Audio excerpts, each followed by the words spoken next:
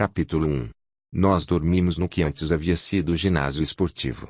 O assoalho era de madeira envernizada, com listras e círculos pintados, para os jogos que antigamente eram disputados ali. Os aros para as redes das cestas de basquete ainda estavam em seus lugares, embora as redes tivessem desaparecido. Uma arquibancada cercava o salão para os espectadores, e imaginei que podia sentir, minto ligeiramente, como uma imagem residual, o cheiro pungente de suor, mesclado com a doçura latente de goma de mascar e o perfume das garotas assistindo aos jogos vestidas com saias de feltro, como eu tinha visto em fotografias, mais tarde de mini-saias, em seguida calças, depois com brincos só, os cabelos espetados com mechas pintadas de verde. Bailes teriam sido realizados ali, a música permanecia, um palimpsesto de sons jamais ouvidos, um estilo seguindo-se ao outro, uma cadência de tambores, um lamento desamparado, guirlandas feitas de flores de papel de seda, máscaras de cartolina, uma esfera giratória coberta de espelhos, salpicando os dançarinos com uma neve de luz. Havia sexo antigo naquele espaço, e solidão, e expectativa, de alguma coisa sem forma nem nome. Lembro-me daquele anseio, por alguma coisa que estava sempre a ponto de acontecer e que nunca era a mesma como não eram as mãos que nos tocavam ali e, naquela época, por trás, bem lá embaixo nas costas, ou lá atrás no estacionamento nos fundos, ou na sala da televisão com o som bem baixinho e as imagens tremeluzindo sobre corpos que se levantavam. Nós ansiávamos pelo futuro. Como foi que aprendemos aquilo, aquele talento pela insaciabilidade? Estava no ar, e ainda estava no ar, como uma reflexão tardia, enquanto tentávamos dormir, nos cáteres do exército que haviam sido dispostos em fileiras, espaçados de modo que não pudéssemos conversar. Tínhamos cobertas, lençóis de flanela de algodão, como as de crianças, e cobertores padrão fabricados para o exército, dos antigos que ainda diziam e desdobrávamos nossas roupas cuidadosamente e as colocávamos sobre os banquinhos aos pés das camas. As luzes eram diminuídas, mas não apagadas. Tia Sara e tia Elizabeth patrulhavam, tinham aguilhões elétricos de tocar gado suspensos por tiras de seus cintos de couro. Não tinham armas de fogo, porém, nem mesmo elas mereciam confiança para portar armas de fogo. As armas eram para os guardas, especialmente escolhidos entre os anjos. Os guardas não tinham permissão para entrar no prédio exceto quando eram chamados, e não tínhamos permissão para sair, exceto para as caminhadas, 2 vezes por dia, 2 a 2, ao redor do campo de futebol que agora estava cercado por uma cerca reforçada de malha metálica com rolos de arame farpado no alto. Os anjos ficavam postados do lado de fora da cerca, de costas para nós. Eram objetos de medo para nós, mas também algo mais. Se ao menos nos olhassem. Se ao menos pudéssemos falar com eles. Alguma coisa poderia ser negociada, acreditávamos, algum acordo feito, alguma permuta, ainda tínhamos nossos corpos. Essa era a nossa fantasia. Aprendemos a sussurrar quase sem qualquer ruído. Na quase escuridão podíamos esticar nossos braços, quando as tias não estavam olhando, e tocar as mãos umas das outras sobre o espaço. Aprendemos a ler lábios, nossas cabeças deitadas coladas às camas, viradas para o lado, observando a boca umas das outras. Dessa maneira trocávamos nomes, de cama em cama, Alma, Janine, Dolores, Moira, Juni. Capítulo 2. Uma cadeira, uma cama, um abajur.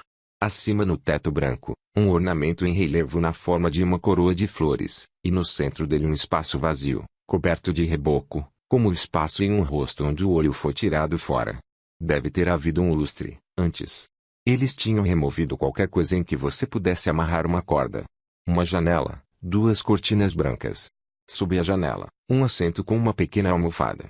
Quando a janela está parcialmente aberta, ela só se abre parcialmente. O ar pode entrar e fazer as cortinas se mexerem. Posso sentar na cadeira ou no banco junto à janela, as mãos com os dedos entrelaçados, e observar isso. A luz do sol também entra pela janela e bate no assoalho, que é feito de madeira, em ripas estreitas, muito bem enceradas. Há um tapete no chão, oval, feito de retalhos trançados. Esse é o tipo de detalhe de que eles gostam, arte folclórica, arcaica, feita por mulheres, em suas horas livres, de coisas que não têm mais utilidade. Um retorno aos valores tradicionais. Quem tudo economiza tem tudo o que precisa. Não estou sendo desperdiçada. Porque ainda preciso. Na parede acima da cadeira, um quadro, emoldurado mas sem vidro, Uma estampa de flores, íris azuis, guache. Flores ainda são permitidas. Será que cada uma de nós tem a mesma estampa, a mesma cadeira, as mesmas cortinas brancas? Eu gostaria de saber. Distribuídas pelo governo. Pense nisso como servir o exército, dizia a tia Lídia. Uma cama. De solteiro, colchão de dureza média, coberto por uma colcha aveludada branca. Nada acontece na cama senão o sono, ou a falta de sono. Tento não pensar demais. Como outras coisas agora, os pensamentos devem ser racionados. Há muita coisa em que não é produtivo pensar. Pensar pode prejudicar suas chances, e eu pretendo durar. Sei por que não há nenhum vidro, na frente do quadro de íris azuis, e porque a janela só se abre parcialmente porque o vidro nela é inquebrável. Não é de fugas que eles têm medo. Não iríamos muito longe.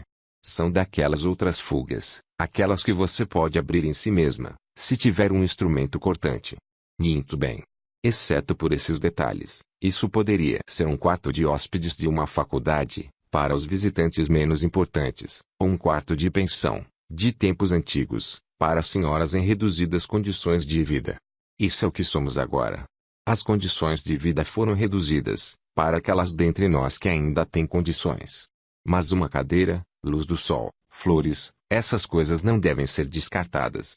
Estou viva, eu vivo, respiro, estendo minha mão para fora, aberta, para a luz do sol. Estar onde estou não é uma prisão e sim um privilégio, como dizia tia Lídia, que era apaixonada por isto ou aquilo. O sino que mede o tempo está tocando. O tempo aqui é o medido por sinos, como outrora nos conventos de freiras. Também como nos conventos, existem poucos espelhos. Eu me levanto da cadeira, avanço meus pés para a luz do sol, até os sapatos vermelhos, sem salto para poupar a coluna e não para dançar. As luvas vermelhas estão sobre a cama. Pego-as, enfio-as em minhas mãos, dedo por dedo. Tudo, exceto a touca de grandes abas ao redor de minha cabeça, é vermelho, da cor do sangue, que nos define. A saia desce à altura de meus tornozelos, rodada, franzida e presa a um corpete de peitilho liso que se estende sobre os seios. As mangas são bem largas e franzidas. As toucas brancas também seguem um modelo padronizado, são destinadas a nos impedir de ver e também de sermos vistas. Nunca fiquei bem de vermelho, não é a minha cor. Apanho a cesta de compras e a enfio no braço. A porta do quarto, não do meu quarto, eu me recuso a dizer meu, não está trancada. Na verdade, ela não se fecha direito. Saio para o corredor bem encerado, que tem uma passadeira no centro, de um tom rosa cinzentado. Como uma trilha aberta em meio à floresta, como um tapete para a realeza, mostra-me o caminho. O tapete faz uma curva e desce a escadaria da frente e sigo por ele, com uma das mãos no corrimão, outrora uma árvore, abatida e transformada em outro século, polida até adquirir um brilho intenso. Do fim do período vitoriano, a casa é uma residência de família, construída para uma família rica e numerosa. Há um relógio de pé no vestíbulo, que distribui o tempo em quinhões, e então a porta que dá para a maternal sala de estar da frente, com seus tons rosados e pequenos toques sugestivos. Uma sala onde nunca me sento, apenas fico de pé ou me ajoelho. No final do vestíbulo, acima da porta da frente, há uma bandeira semicircular de vidro colorido, flores vermelhas e azuis. Resta um espelho, na parede da entrada. Viro minha cabeça de modo que as abas brancas da touca que moldura meu rosto dirijam minha visão para ele. Posso vê-lo enquanto desço as escadas, redondo, convexo. Um tremó, como um olho de peixe, e eu nele como uma sombra distorcida, uma paródia de alguma coisa, um personagem qualquer de conto de fadas com capa vermelha, descendo rumo a um momento de despreocupação que é o mesmo que perigo. Uma irmã, banhada em sangue. Ao pé da escada um suporte para chapéus e guarda-chuvas, daqueles de madeira torneada, longos barrotes arredondados de madeira que se curvam suavemente para cima em forma de ganchos de formato semelhante ao dos feitos de folhas de samambaia ao se abrirem. Há vários guarda-chuvas nele, um preto para o comandante, um azul para a esposa do comandante, e um que me é destinado, que é vermelho. Deixe o guarda-chuva vermelho onde está, porque sei da janela que o dia está ensolarado. Gostaria de saber se a esposa do comandante está na sala de estar ou não. Ela nem sempre senta. Por vezes posso ouvi-la andando de um lado para o outro, um passo pesado e depois um leve bater suave de sua bengala no tapete rosa cinzentado. Sigo caminhando pelo vestíbulo, passo pela porta da sala de estar e pela porta que dá para a sala de jantar. e abro a porta ao final do vestíbulo e entro na cozinha. Aqui o cheiro não é mais de lustramóveis. Rita está aqui dentro, de pé diante da mesa da cozinha, que tem um tampo branco esmaltado lascado. Ela está com seu vestido habitual de Marta, que é verde desbotado como um traje cirúrgico dos tempos anteriores. O feitio de suas roupas é muito parecido com o das minhas, o vestido comprido escondendo as formas, mas com um avental de peitilho por cima e sem a touca com abas brancas e o véu. Ela põe o véu para sair, mas ninguém se importa muito com quem vê o rosto de uma Marta. As mangas estão arregaçadas até o cotovelo, deixando à vista seus braços morenos. Ela está fazendo pão, atirando os cones de massa para a rápida sovada final e depois dar a forma. Rita me vê e acena com a cabeça, embora seja difícil dizer se é um cumprimento ou um simples reconhecimento de minha presença, e limpa as mãos cheias de farinha no avental e vai revirar a gaveta da cozinha em busca do talão de vales de alimentos. Franzindo o senho, arranca 3 vales e os estende para mim. O rosto dela poderia ser gentil se ela sorrisse. Mas o senho franzido não é nada pessoal contra mim, é um vestido vermelho que ela desaprova, e o que ele representa. Ela acha que pode ser contagioso, como uma doença ou algum tipo de má sorte. Por vezes fico escutando do lado de fora de portas fechadas, algo que nunca teria feito no tempo de antes. Não escuto por muito tempo, porque não quero ser apanhada fazendo isso. Mas certa vez ouvi Rita dizer para Cora que não se rebaixaria dessa maneira. Ninguém está lhe pedindo que o faça, retrucou Cora. De qualquer maneira, o que você poderia fazer, se acontecesse?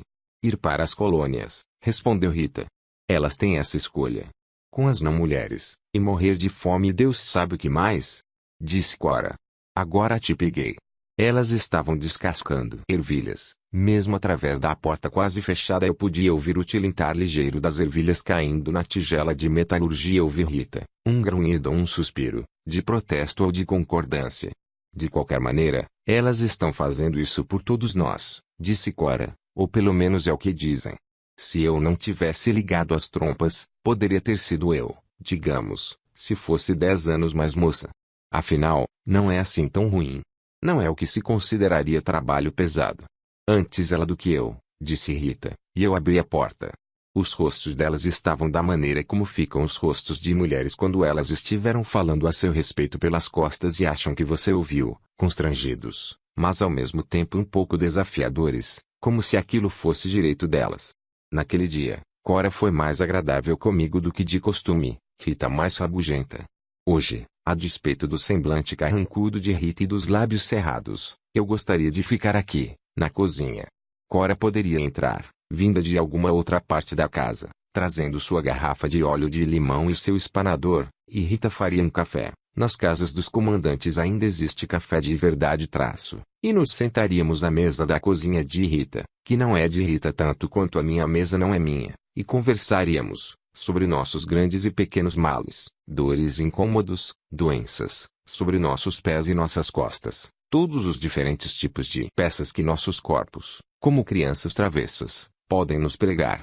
Daríamos acenos de cabeça, à guisa de pontuação para as vozes umas das outras, num sinal de que sim, sabemos tudo a respeito disso.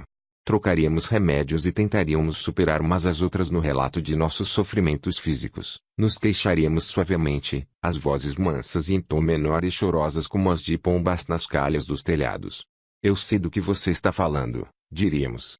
É uma expressão antiquada que por vezes ainda se ouve, de gente mais velha. Conheço os passos dessa estrada, já passei por ela, como se a própria voz fosse um viajante, chegando de um lugar distante.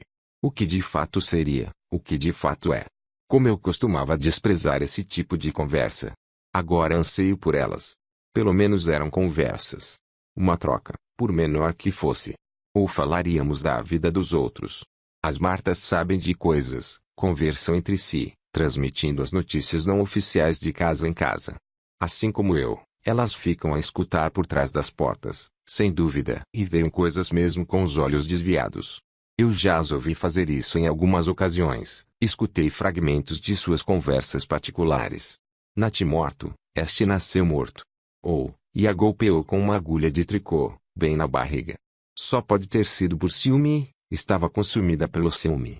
Ou de maneira torturante para minha curiosidade, foi um limpador de vaso sanitário que ela usou. Funcionou às mil maravilhas, Embora seria de se imaginar que ele tivesse sentido gosto. Devia estar caindo de bêbado, mas eles descobriram o que ela tinha feito. Ou eu ajudaria Rita a fazer o pão, mergulhando as mãos naquele calor resistente e suave que se parece tanto com o de nossa carne. Anseio por tocar alguma coisa, algo que não seja pano ou madeira. Anseio por cometer o ato do toque. Mas mesmo se eu pedisse, mesmo se eu violasse o decoro a esse ponto, Rita não permitiria. Ela teria medo demais. As Martas não devem confraternizar conosco. Confraternizar significa comportar-se como um irmão. Luke me disse isso. Ele me disse que não existia a palavra correspondente que significasse comportar-se como uma irmã. Teria que ser consororizar, disse ele. Do latim. Ele gostava de saber detalhes da assimilação às derivações de palavras, os usos curiosos. Eu costumava caçoar dele, dizer que era pedante. Pego os vales de alimentos da mão estendida de Rita. Os vales têm diferentes ilustrações, das coisas pelas quais podem ser trocados: 12 ovos, um pedaço de queijo, uma coisa marrom que deveria ser um bife. Eu os guardo no bolso com o zíper em minha manga, onde mantenho meu passe. Diga a eles que têm que ser frescos, os ovos, diz ela. Não como da última vez. E um frango, não uma galinha. Diga a eles para quem é e eles não vão fazer corpo mole. Está bem, respondo. Não sorriu. Por que tentá-la com amizade? Capítulo 3. Saio pela porta dos fundos, para o jardim, que é grande e bem cuidado, um gramado no meio, um salgueiro, amentilhos floridos, ao redor das bordas, os canteiros de flores, nos quais os narcisos agora começam a desaparecer e as tulipas estão abrindo suas pétalas, derramando-se em cores. As tulipas são vermelhas, de um tom carmesim mais escuro junto aos talos, como se tivessem sido cortadas ali e estivesse começando a sarar. O jardim é o domínio da esposa do comandante. Olhando para fora por minha janela com vidro inquebrável, com frequência vejo nele, os joelhos sobre uma almofada, um véu azul atirado sobre as abas largas do chapéu de jardineiro, uma cesta ao lado com podadeiras e pedaços de barbante para amarrar as flores no lugar. Um guardião destacado para servir o comandante faz o trabalho pesado de cavar, a esposa do comandante dá instruções, apontando com sua bengala. Muitas das esposas têm jardins desse tipo, é alguma coisa para organizarem e manter e cuidar, dar as ordens. Houve uma época em que eu tive um jardim. Posso lembrar do cheiro da terra revolvida, das formas roliças dos bulbos seguros nas mãos, plenitude, do farfalhar seco das sementes por entre os dedos. O tempo poderia passar mais depressa. Assimilação. Por vezes a esposa do comandante manda trazer uma cadeira para fora e apenas fica sentada lá, em seu jardim. Visto de longe isso parece paz. Ela não está aqui agora, e começo a me perguntar onde estará. Não gosto de cruzar com a esposa do comandante inesperadamente. Talvez esteja costurando, na sala de estar, com o pé esquerdo sobre um banquinho por causa da artrite.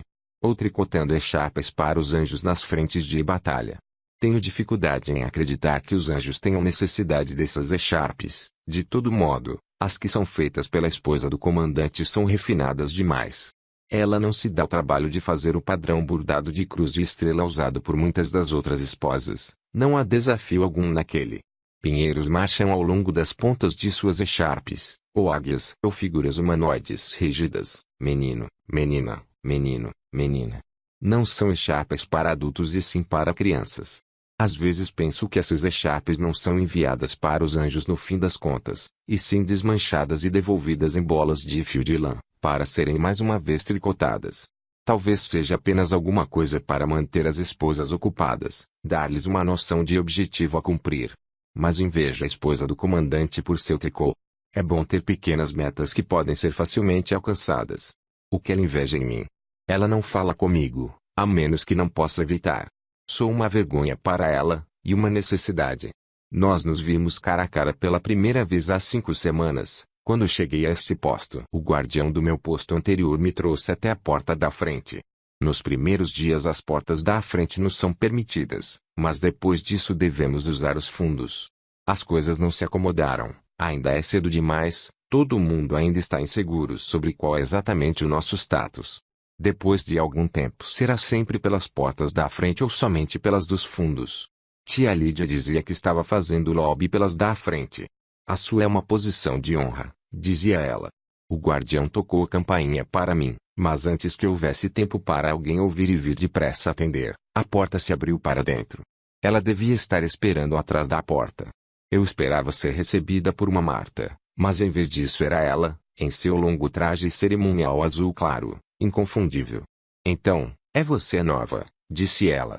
Não deu um passo ao lado para me deixar entrar, apenas ficou parada ali, no vão da porta, bloqueando a entrada.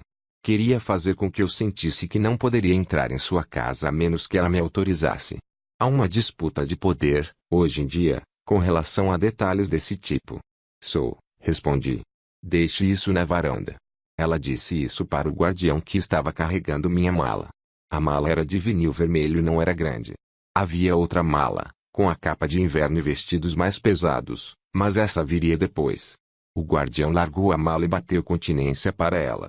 Então ouvi os passos dele atrás de mim, recuando até chegar à calçada, e o estalido do portão da frente, e me senti como se um braço protetor estivesse sendo retirado. A soleira da porta de uma nova casa é um lugar solitário. Ela esperou até que o carro desse a partida e se afastasse. Eu não estava olhando para o rosto dela, mas para a parte dela que podia ver com a cabeça baixa, o corpo de cintura larga do vestido azul, a mão esquerda no punho de marfim da bengala, os grandes diamantes no dedo anular, que outrora devia ter sido fino e delicado mas que ainda era bem cuidado, a unha na ponta do dedo nodoso bem deixada em forma de uma curva suave. Era como um sorriso irônico, naquele dedo, como algo que zombasse dela. Talvez seja melhor você entrar, disse. Ela me deu as costas e saiu manquejando pelo corredor da entrada. Feche a porta quando passar. Carreguei a mala vermelha para dentro, como sem dúvida deve ter sido o que ela queria. Depois fechei a porta. Eu não disse nada para ela. Tia Lídia dizia que era melhor não falar a menos que fizessem uma pergunta direta a você. Tente pensar na situação sob o ponto de vista delas, dizia, as mãos apertadas e torcidas, com seu sorriso nervoso suplicante. Não é fácil para elas. Entre aqui, disse a esposa do comandante. Quando entrei na sala de estar ela já estava sentada em sua cadeira, o pé esquerdo sobre o banquinho, com a almofada bordada em petit point, rosas numa cesta. O tricô estava no chão, ao lado da cadeira, as agulhas enfiadas. Fiquei parada diante dela, as mãos unidas, dedos entrelaçados. Então, disse ela. Pegou um cigarro e o colocou entre os lábios e o segurou lá enquanto acendia.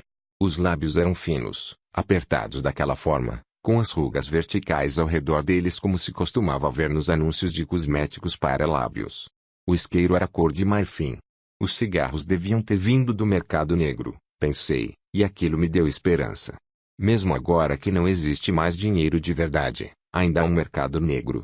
Sempre existe um mercado negro, sempre existe alguma coisa que pode ser trocada. Então ela era uma mulher que talvez violasse as regras. Mas o que eu possuía que pudesse trocar? Olhei para o cigarro com desejo. Para mim, como álcool e café, cigarros eram proibidos. Então o velho, qual é mesmo o nome dele, não deu certo, disse ela. Não, senhora, respondi. Ela deu o que poderia ter sido uma risada, então tossiu. Que azar o dele, comentou ela. Esse é o seu segundo, não é? Terceiro, senhora, respondi. Não tão bom para você também, observou ela. Houve outra risada misturada com tosse. Pode se sentar. Não tenho o hábito de fazer isso, mas apenas desta vez. Eu me sentei, na beirada de uma das cadeiras de espaldar duro. Não queria ficar olhando ao redor da sala. Não queria parecer pouco atenciosa com ela, de modo que a cornija de mármore da lareira à minha direita e o espelho acima dela e os arranjos de flores eram apenas sombras naquele dia, vislumbrados pelos cantos de meus olhos. Mais tarde eu teria tempo mais do que suficiente para observá-los. Agora o rosto dela estava na mesma altura que o meu. Tive a impressão de reconhecê-la, ou pelo menos que havia algo de familiar nela. Um pouco de seu cabelo estava à mostra, por baixo do véu. Ainda era louro. Então pensei que ela talvez o oxigenasse, que tinta de cabelo era outra coisa que ela poderia conseguir no mercado negro, mas agora sei que é louro de verdade. As sobrancelhas dela haviam sido tiradas com uma pinça de modo a formar linhas finas arqueadas, que lhe davam uma expressão permanente de surpresa, ou de ultraje, ou de curiosidade, como se pode ver numa criança espantada, mas abaixo delas as pálpebras tinham uma aparência cansada. Mas não os olhos, que eram do tom azul frio e hostil de um céu no meio do verão, sob a luz intensa do sol, um azul que isola e exclui você. O nariz devia um dia ter sido o que se chamava de gracioso, mas agora era pequeno demais para o rosto dela. O rosto não era gordo, mas era grande. 2 sulcos desciam dos cantos da boca, entre eles ficava o queixo, cerrado como um punho. Quero ver você o mínimo possível, disse ela. Espero que se comporte da mesma forma com relação a mim. Eu não respondi, uma vez que um sim teria sido insultuoso, um não, contraditório. Sei que você não é ignorante, prosseguiu ela. Então tragou o cigarro e expeliu a fumaça. Li a sua ficha. No que me diz respeito, isto é uma transação comercial, um negócio. Mas se me trouxer problemas, darei o troco na mesma moeda, também lhe darei problemas. Está me entendendo? Sim, senhora, respondi.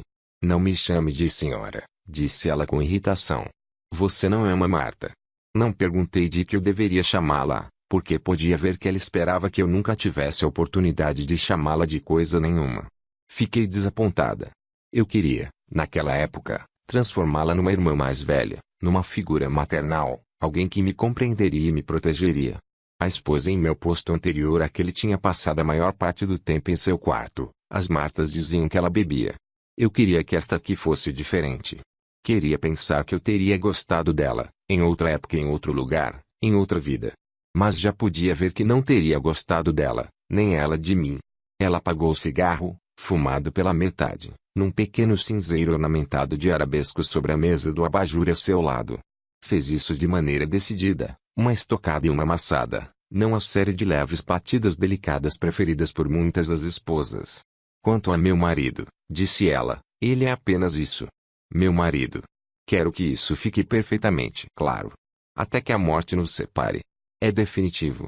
Sim, senhora, respondi de novo, me esquecendo. Costumava haver bonecas, para garotinhas, que falavam se você puxasse um cordão na parte de trás. Pensei que minha voz estava soando assim, uma voz monótona, uma voz de boneca. Ela provavelmente estava com vontade de me dar uns tabefes na cara. Eles podem bater em nós, existe precedente nas escrituras determinando isso. Mas não com qualquer instrumento. Somente com suas mãos. É uma das coisas pelas quais lutamos, disse a esposa do comandante, e subitamente ela não estava mais olhando para mim, estava olhando para baixo, para suas mãos nodosas cheias de diamantes, e então me lembrei de onde a havia visto antes. A primeira vez foi na televisão, quando eu tinha 8 ou 9 anos. Era quando minha mãe estava em casa dormindo, nas manhãs de domingo, e eu acordava cedo e ia até o aparelho de televisão no estúdio de minha mãe e ficava passando de canal em busca de desenhos animados. Por vezes, quando não conseguia encontrar nenhum, costumava assistir a Hora dos Evangelhos das Almas em Crescimento, onde contavam histórias da Bíblia para crianças e cantavam hinos. Uma das mulheres se chamava Serena Joy. Ela era a soprano principal. Era uma mulher de cabelos louro acinzentados, de tipo mignon, com um nariz arrebitado e enormes olhos azuis que reviravam para cima durante os hinos. Ela conseguia sorrir e chorar ao mesmo tempo, uma ou duas lágrimas escorrendo graciosamente pela face, como se respondendo a uma deixa, enquanto sua voz se elevava às notas mais altas, trêmula, sem nenhum esforço. Foi mais tarde que ela passou a se dedicar a outras coisas. A mulher sentada na minha frente era Serena Joy. Ou tinha sido, outrora. De modo que a situação era pior do que eu havia imaginado. Capítulo 4. Vou andando pelo caminho de cascalho que divide o gramado dos fundos, com esmero, como um repartido de cabelo.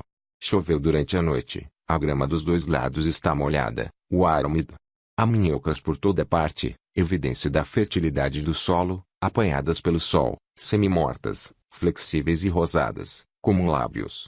Abro o portão de estacas brancas e prossigo, passando pelo gramado da frente e em direção ao portão da frente.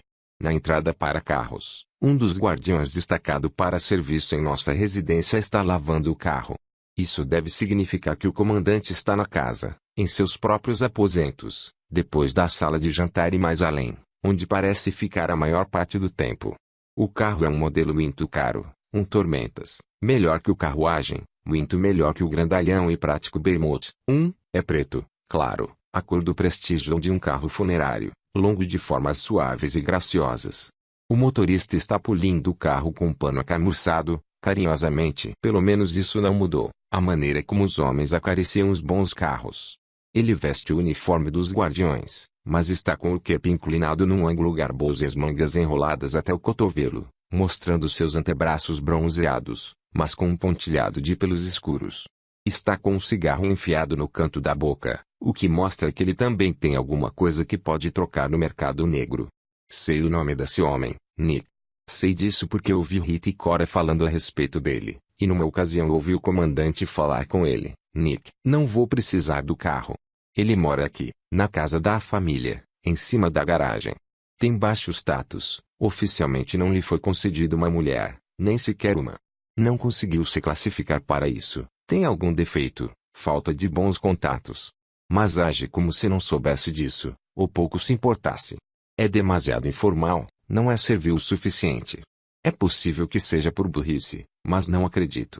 Não me cheira bem, como costumavam dizer, ou, me deixa com a pulga atrás da orelha, cheira mal. Sem querer, não consigo deixar de pensar em como poderia ser o cheiro dele. Não um cheiro ruim, um fedor desagradável, pele bronzeada, úmida ao sol, coberta por uma película de fumaça. Eu suspiro, inalando. Ele olha para mim e me vê olhando. Tem um rosto francês, magro, forte, pouco comum, ligeiramente jocoso, cheio de planos e ângulos, com sulcos fundos ao redor da boca onde sorri. Dá uma tragada final no cigarro, deixa cair no pavimento e pisa nele. Ele começa a assobiar. E então pisca um olho. Baixo minha cabeça e viro de modo que as abas brancas me escondam o rosto, e continuo a andar. Ele acabou de se arriscar, mas para quê? E se eu o denunciasse? Talvez estivesse apenas sendo amistoso. Talvez tenha visto a expressão em meu rosto e interpretado erroneamente como sendo outra coisa. Na verdade, o que eu queria era o cigarro. Talvez tenha sido um teste, para ver o que eu iria fazer. Talvez ele seja um olho. Abro o portão da frente e o fecho atrás de mim, olhando para baixo, mas não para trás. A calçada é de tijolos vermelhos. Essa é a paisagem em que me concentro, um campo de retângulos, suavemente ondulado onde a terra abaixo se dobrou, devido a décadas e décadas de geadas de inverno. A cor dos tijolos é antiga, mas ainda assim fresca e nítida. As calçadas são mantidas muito mais limpas do que costumavam ser. Caminho até a esquina e espero. Eu costumava ser ruim em esperar. Eles também servem quem fica parado e espera, dizia tia Lídia. Ela nos fez memorizar isso. Também disse, nem todas vocês conseguirão se sair bem. Algumas de vocês cairão em solo infértil ou espinhoso. Algumas de vocês não têm raízes profundas.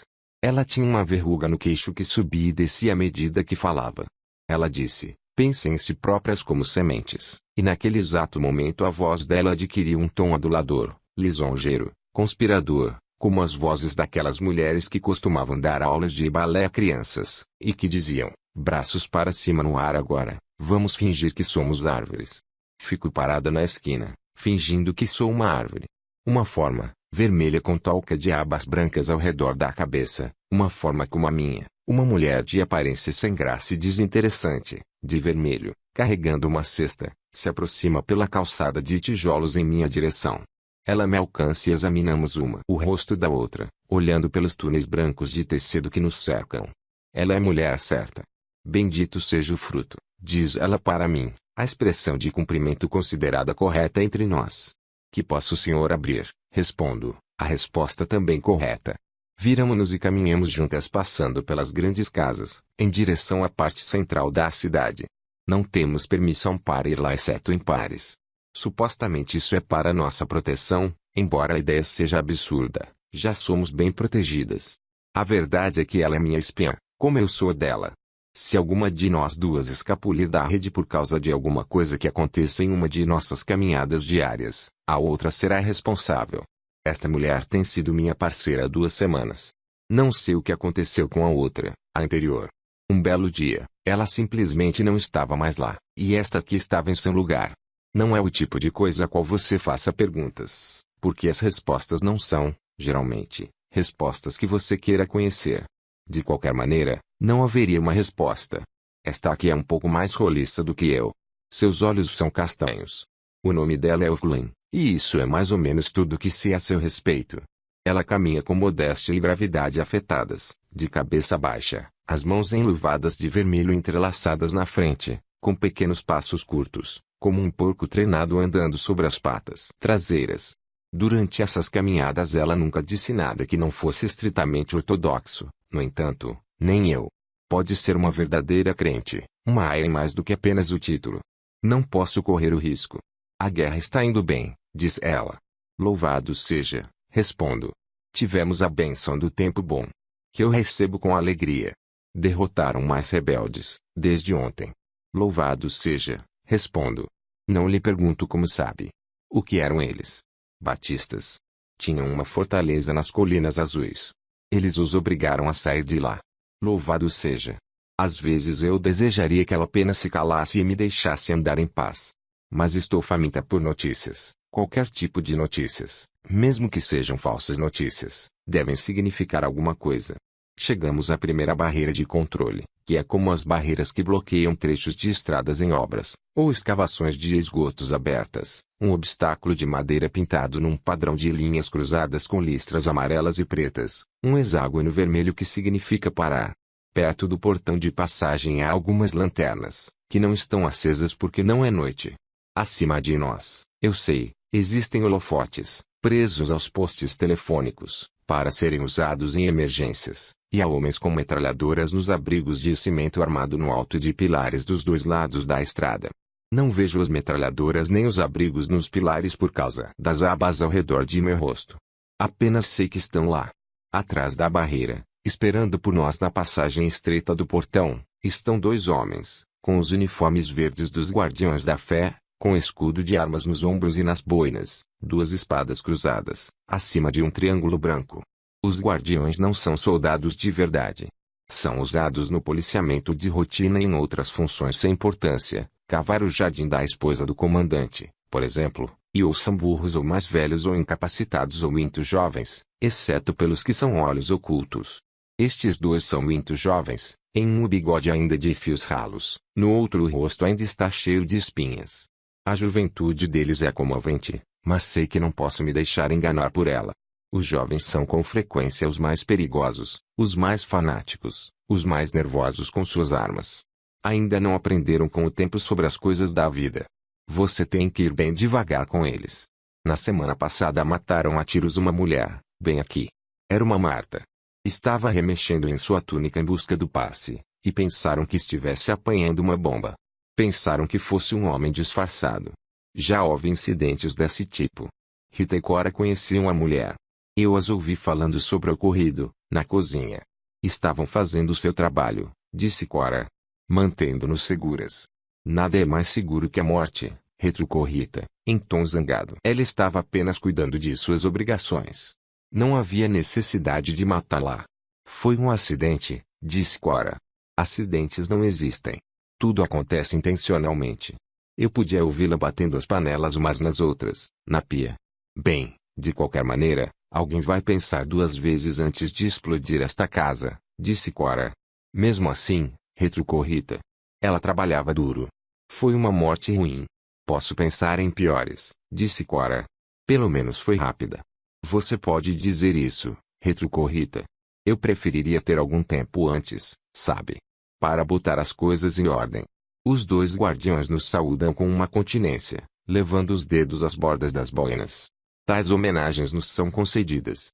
Espera-se que eles demonstrem respeito, devido à natureza de nosso serviço. Apresentamos os passes, tirados de nossos bolsos com zíper nas mangas largas, e eles são inspecionados e carimbados. Um homem vai até o abrigo de concreto da direita, para digitar nossos números no compucheque. Ao devolver meu passe, o guardião do bigode cor de pêssego inclina a cabeça para tentar dar uma olhadela no meu rosto. Levanto um pouco a cabeça, para ajudá-lo, e ele vê meus olhos e vejo os dele, e ele enrubesce. O rosto dele é comprido e triste, como de uma ovelha, mas com os olhos grandes e redondos de um cachorro, um spaniel não um terrier. A pele é pálida e tem uma aparência delicada pouco saudável, como a da pele sob uma casca de ferida. Apesar disso, penso em pôr minha mão nela, naquela face exposta. É ele quem vira o rosto para o outro lado. É um acontecimento, um pequeno desafio às regras, tão pequeno a ponto de ser indetectável, mas momentos como esse são as recompensas que guardo para mim mesma, como as balas que juntava e escondia, quando criança, no fundo de uma gaveta. Momentos como esses são possibilidades, minúsculos olhos mágicos. E se eu viesse aqui à noite, quando ele estivesse montando guarda sozinho, embora nunca lhe fosse ser permitida tanta solidão, e permitisse que ele visse para além de minhas abas brancas? E se eu tirasse minha mortalha vermelha e me mostrasse a ele, a eles, sob a luz bruxuleante das lanternas? É a respeito disso que devem pensar de vez em quando, enquanto estão de pé interminavelmente junto a esta barreira, pela qual ninguém passa, exceto os comandantes dos fiéis em seus longos carros negros murmuradores, ou suas esposas de azul e filhas de véus brancos obedientes a caminho de salvamentos e de extravagâncias, ou as rechonchudas martas de verde, ou o patomóvel ocasional, ou suas aias de vermelho, a pé. Ou, às vezes, uma caminhonete pintada de preto, com o olho alado em branco dos lados. As janelas das caminhonetes têm vidros tingidos escuros, e os homens sentados nos assentos dianteiros usam óculos escuros, uma dupla obscuridade. As caminhonetes são, sem dúvida, mais silenciosas que os outros carros. Quando passam, desviamos os olhos. Se há sons vindo de dentro delas, tentamos não ouvi-los. O coração de ninguém é perfeito. Quando as caminhonetes pretas chegam a um posto de controle, são recebidas com acenos para passar direto sem nenhuma pausa. Os guardiões não quereriam correr o risco de olhar para dentro, de revistá-las, de duvidar da autoridade delas. Não importa o que pensem.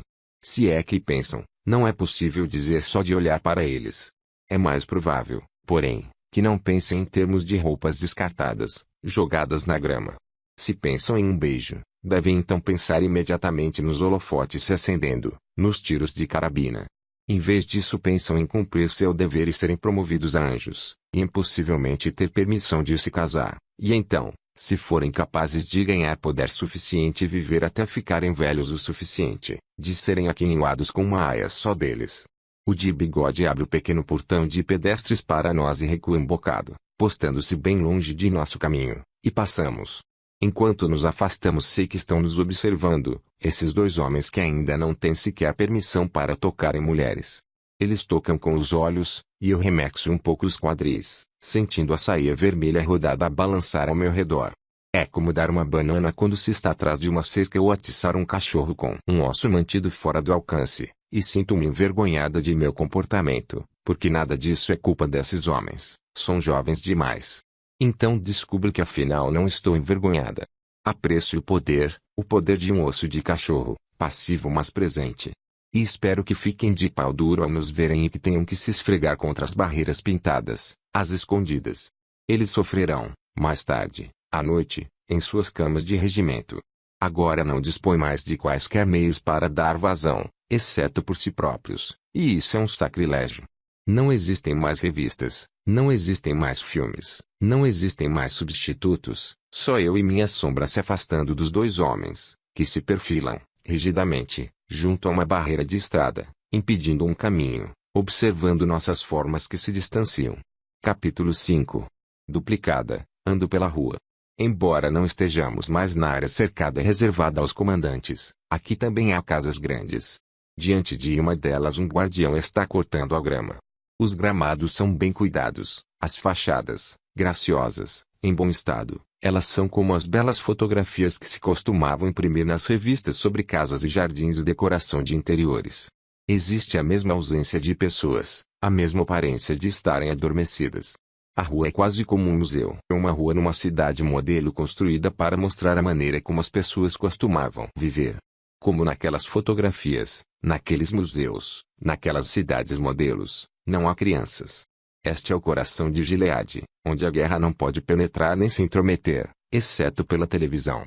Onde ficam os limites não sabemos ao certo, eles variam, de acordo com os ataques e contra-ataques, mas este é o centro, onde nada se move. A República de Gileade, dizia tia Lídia, não conhece fronteiras. Gileade está dentro de você. Houve uma época em que aqui moravam médicos, advogados, professores universitários.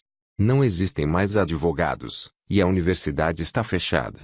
Luke e eu costumávamos passear juntos, de vez em quando, por estas ruas.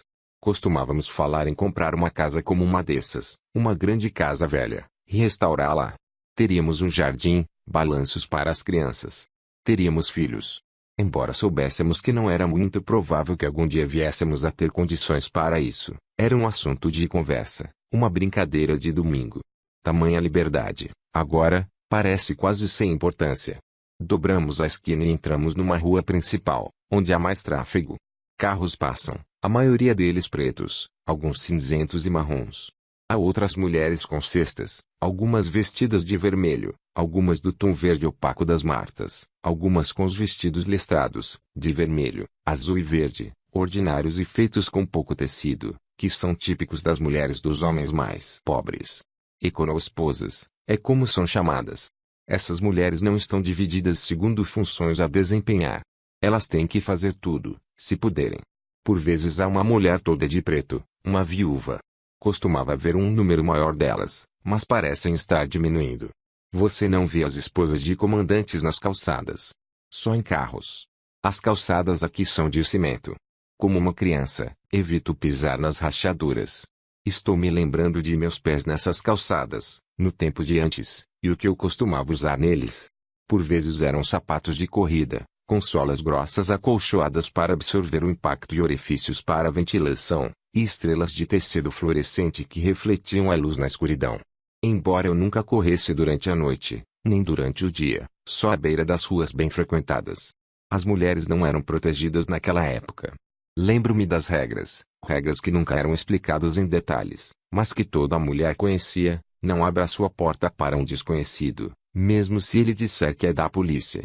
Faço passar o cartão de identificação por baixo da porta. Não pare na estrada para ajudar um motorista fingindo estar em dificuldade. Mantenha as portas trancadas e siga em frente. Se alguém assobiar, não se vire para olhar. Não entre numa lavanderia com máquinas de autoatendimento sozinha, à noite. Penso a respeito de lavanderias de autoatendimento. O que eu vestia para ir a elas: shorts, jeans, calças de malha de corrida. O que eu punha nas máquinas: minhas próprias roupas, meu próprio sabão, meu próprio dinheiro, dinheiro que eu mesma ganhava. Penso sobre ter tanto controle. Agora andamos pela mesma rua, aos pares de vermelho, e homem nenhum grita obscenidades para nós, fala conosco, toca em nós. Ninguém assobia. Existe mais de um tipo de liberdade, dizia tia Lídia. Liberdade para a faculdade de fazer ou não fazer qualquer coisa, e liberdade de, que significa estar livre de alguma coisa. Nos tempos da anarquia, era liberdade para. Agora a vocês está sendo concedida a liberdade de. Não a subestimem. À nossa frente, à direita, fica a loja onde mandamos fazer vestidos. Algumas pessoas chamam de hábitos, uma boa palavra para eles. Hábitos são difíceis de abandonar ou despir. A loja tem uma enorme insígnia de madeira do lado de fora, com o formato de um lírio dourado, chama-se Lírios do Campo. Pode-se ver o lugar, debaixo do lírio, onde o nome escrito foi apagado, repintado e coberto por uma tarja de tinta, quando decidiram que mesmo os nomes de lojas eram tentação demais para nós. Agora os lugares são conhecidos apenas pelas figuras desenhadas nas insígnias em madeira. A Lírios do Campo costumava ser uma sala de cinema, antigamente.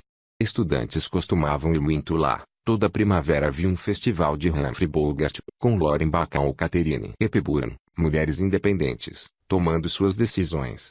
Elas usavam blusas com botões abotoados na frente que sugeriam as possibilidades da palavra desabotoar, desatar. Aquelas mulheres podiam se desatar, ou não. Elas pareciam ser capazes de escolher. Nós parecíamos capazes de escolher naquela época. Éramos uma sociedade que estava morrendo, dizia tia Lídia, de um excesso de escolhas. Não sei quando pararam de realizar o festival. Eu já devia ter me tornado adulta. De modo que não reparei. Não entramos na Lírios, mas seguimos para o outro lado da rua, e um pouco mais adiante por uma rua lateral. Nossa primeira parada é uma loja com outras figuras desenhadas na madeira: 3 ovos, uma abelha, uma vaca, leite e mel. Há uma fila e esperamos por nossa vez, de 2 em 2. Vejo que hoje eles têm laranjas. Desde que a América Central foi perdida para os liberteus, as laranjas são difíceis de encontrar. Por vezes estão lá, por outras não. A guerra cria problemas para as laranjas da Califórnia, e mesmo a Flórida não é confiável, quando há bloqueios nas estradas ou quando as linhas de trens foram explodidas. Olho para as laranjas e anseio por uma, mas não trouxe vales para laranjas. Voltarei para casa e falarei com Rita sobre as laranjas, penso. Ela vai ficar satisfeita. Será alguma coisa, uma pequena conquista, ter conseguido fazer com que laranjas aconteçam. Aquelas que chegam ao balcão entregam seus vales aos dois homens com uniformes de guardiões, postados do outro lado. Ninguém fala muito, embora haja um farfalhar, e as cabeças das mulheres se movam furtivamente de um lado para o outro. Aqui, fazendo compras, é onde você pode ver alguém que conhece, alguém que conheceu no tempo de antes, ou no Centro Vermelho. O simples fato de vislumbrar um rosto assim é um encorajamento. Se eu pudesse ver Moira, apenas vê-la, saber que ela ainda existe. É difícil imaginar isso agora, ter uma amiga. Mas O'Flynn, ao meu lado, não está olhando. Talvez ela não conheça mais ninguém. Talvez todas tenham desaparecido, as mulheres que conhecia. Ou talvez ela não queira ser vista. O'Flynn se mantém em silêncio, de cabeça baixa. Enquanto esperamos em nossa fila dupla, a porta se abre e mais duas mulheres entram, ambas com os vestidos vermelhos e toucas brancas de abas largas das aias. Uma delas está enorme de grávida, a barriga, sob as roupas largas, se avoluma triunfantemente. Há uma mudança no ambiente, um murmúrio, uma exalação de ar. Sem querer viramos a cabeça, de maneira ostensiva, para ver melhor. Nossos dedos anseiam por tocá-la. Ela é uma presença mágica para nós, um objeto de inveja e desejo. Nós a cobiçamos. Ela é uma bandeira no alto de uma colina que nos mostra o que ainda pode ser feito. Também podemos ser salvas. As mulheres no aposento estão cochichando, quase falando, tão grande é a excitação delas. Quem é? Ouço atrás de mim. O'Flynn. Não. O'Farren.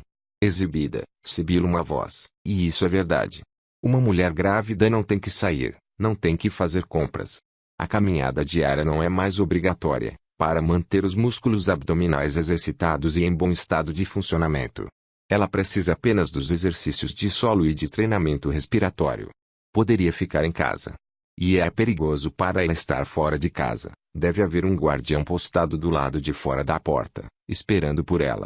Agora que é uma portadora de vida, está mais próxima da morte e precisa de segurança especial. Poderia ser vitimada pelo ciúme. Todas as crianças agora são queridas, mas não por todo mundo. Mas a caminhada deve ser um capricho seu, e eles satisfazem caprichos, quando a coisa conseguiu chegar tão longe e não houve nenhum aborto. Ou talvez ela seja uma daquelas. Podem mandar ver no sofrimento, eu aguento, uma mártir. Consigo ver seu rosto de relance, quando levanta para olhar ao redor. A voz atrás de mim estava correta. Ela veio para se mostrar. Está toda rosada, fulgurante, está adorando cada minuto disso. Silêncio, diz um dos guardiões atrás do balcão, e nos calamos como meninas em sala de aula. O'Flynn e eu chegamos ao balcão. Entregamos nossos vales, e um guardião registra os números deles no compubit, enquanto o outro nos entrega nossas compras, o leite, os ovos. Nós as colocamos nas cestas e saímos de novo, passando pela mulher grávida e sua parceira, que ao lado dela parece magra, murcha, como todas nós. A barriga da mulher grávida como um imenso fruto. Giganorme, palavra da minha infância. Suas mãos repousam sobre a barriga como se para defendê-la, ou como se estivessem obtendo alguma coisa dela, calor e força. Enquanto passo ela me encara abertamente, olhos nos olhos, e sei quem ela é. Esteve no Centro Vermelho comigo, era uma das queridinhas de tia Lídia. Jamais gostei dela. O nome dela, no tempo de antes, era Janine. Janine olha para mim e então, ao redor dos cantos de sua boca há uma sombra de sorriso malicioso. Ela baixa o olhar de relance para onde está minha barriga, lisa sob meu vestido vermelho, e as abas brancas cobrem seu rosto. Posso ver apenas um pouquinho de sua testa e a ponta rosada de seu nariz.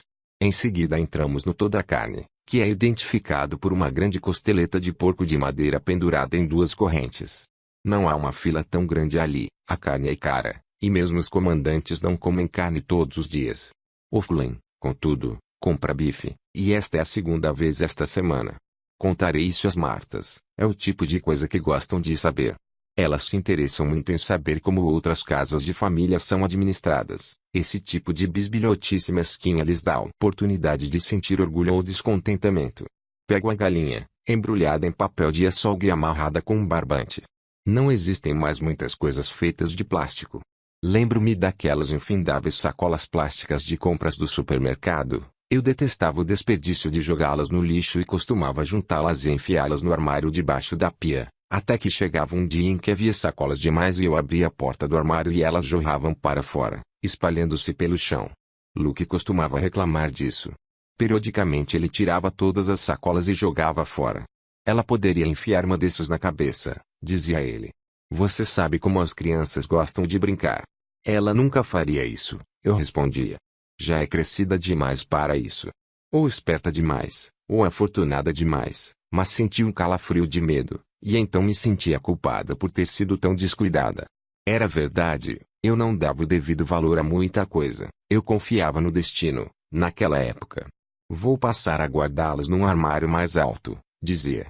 Simplesmente, não as guarde, respondia ele. Nunca as usamos para nada. Como saco de lixo, eu dizia. Ele respondia. Não aqui e agora. Não onde as pessoas estão olhando. Viro-me, vejo minha silhueta na vitrine de vidro espelhado. Então já saímos, estamos na rua. Um grupo de pessoas está vindo em nossa direção. São turistas, do Japão, ao que parece, uma delegação comercial. Talvez, numa excursão aos monumentos históricos ou passeando em busca de alguma cor local. São pequeninos e muito bem vestidos, cada um tem a câmera dele ou dela, o sorriso dele ou dela. Olham ao redor, animados, alegres e bem dispostos, inclinando a cabeça para um lado como rouxinóis, sua simples jovialidade vivaz uma agressão, e não consigo deixar de ficar olhando para eles. Faz muito tempo que não vejo mulheres vestidas com saias tão curtas. As saias chegam apenas até pouco abaixo dos joelhos e as pernas saem debaixo delas, quase nuas nas meias finas, ostensivas, provocadoras. Os sapatos de salto alto com as tiras presas ao pé parecendo delicados instrumentos de tortura. As mulheres oscilam sobre os pés espigados como se sobre pequenas pernas de pau, mas sem equilíbrio. Suas costas se arqueiam na cintura, projetando as nádegas para fora. Tem a cabeça descoberta, e os cabelos também estão expostos em toda a sua escuridão e sexualidade. Usam batom vermelho, delineando as cavidades úmidas de suas bocas, como desenhos numa parede de banheiro, do tempo de antes. Paro de andar. Oflem para ao meu lado e sei que ela também não consegue tirar os olhos daquelas mulheres. Estamos fascinadas, mas ao mesmo tempo sentimos repulsa. Elas parecem despidas. Foi preciso tão pouco tempo para mudar nossas ideias a respeito de coisas como essa. Então penso, eu costumava me vestir assimilação isso era a liberdade. Ocidentalizada, é como eles costumavam chamar isso. Os turistas japoneses vêm em nossa direção. Rindo nervosamente, e viramos a cabeça tarde demais, nossos rostos foram vistos. Há um intérprete, vestindo terno azul e gravata estampada vermelha padronizados, com o olho alado no alfinete da gravata. É ele quem dá um passo adiante, sai do grupo, para se postar à nossa frente, bloqueando nosso caminho. Os turistas se agrupam atrás dele, um deles levanta uma câmera. Com licença, diz ele para nós duas, minto educadamente. Eles estão perguntando se podem tirar sua fotografia. Baixo o olhar para a calçada, sacudo a cabeça para sinalizar não. O que eles devem ver é apenas as abas brancas, um pedacinho de rosto, meu queixo e parte de minha boca. Não os olhos. Não sou estúpida de encarar de frente o intérprete. A maioria dos intérpretes são olhos, ou pelo menos é o que dizem. Também não sou estúpida de dizer sim. Modéstia é invisibilidade, dizia tia Lídia. Nunca se esqueçam disso. Ser vista, é ser. A voz dela tremeu, penetrada. O que vocês devem ser, meninas, impenetráveis. Ela nos chamava de meninas. Ao meu lado Oflen também está calada. Ela enfiou as mãos de luvas vermelhas dentro das mangas, para escondê-las. O intérprete se vira de volta para o grupo, tagarela um pouco com eles em staccato. Sei o que estará dizendo, conheço essa fala.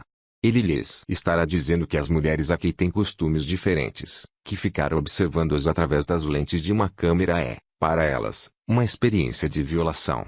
Estou de cabeça baixa, olhando para a calçada, hipnotizada pelos pés das mulheres. Uma delas está usando sandálias, com os dedos dos pés de fora, as unhas pintadas de rosa forte. Lembro-me do cheiro de esmalte de unhas e da maneira como embolava se você passasse a segunda mão cedo demais, do roçar acetinado de meias calças finas contra a pele, da sensação nos dedos, quando empurrados em direção à abertura no sapato pelo peso do corpo inteiro. A mulher com as unhas dos pés pintadas se apoia, ora num pé ora no outro. Sinto os sapatos dela, em meus próprios pés. O cheiro de esmalte de unhas me deixou com fome. Com licença, diz o intérprete mais uma vez, para chamar nossa atenção. Faço um sinal com a cabeça, para mostrar a ele que ouvi. Ele pergunta se vocês são felizes, diz o intérprete. Posso imaginá-la muito bem, a curiosidade deles, elas são felizes. Como podem ser felizes? Posso sentir os olhos negros brilhantes de todos eles pousados sobre nós, a maneira como se inclinam um pouco para a frente para ouvir nossas respostas, especialmente as mulheres, mas os homens também. Somos secretas, proibidas, nós os excitamos. O Fulen não diz nada. Há um silêncio. Mas às vezes é igualmente perigoso não falar. Sim, somos muito felizes, murmuro. Tenho que dizer alguma coisa. Que outra coisa posso dizer?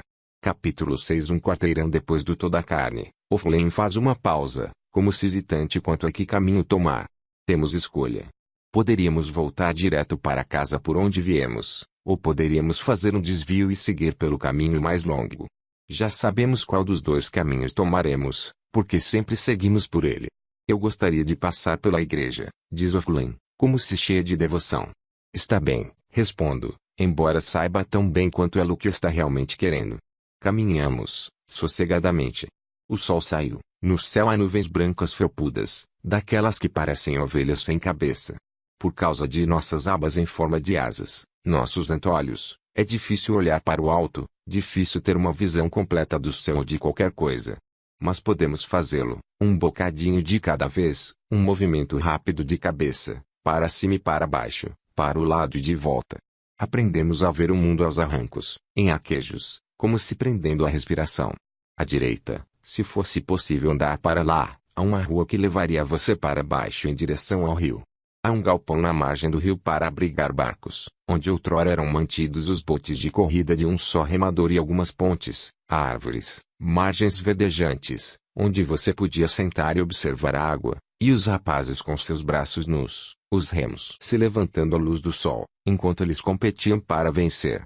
No caminho para o rio ficam os velhos dormitórios, agora usados para alguma outra coisa, com suas pequenas torres de contos de fadas, pintadas de branco e dourado e azul. Quando pensamos no passado são as coisas bonitas que escolhemos sempre.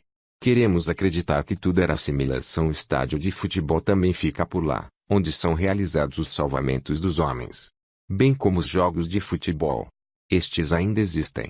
Não vou mais até o rio nem atravesso pontes. Nem ando de metrô, embora haja uma estação bem ali.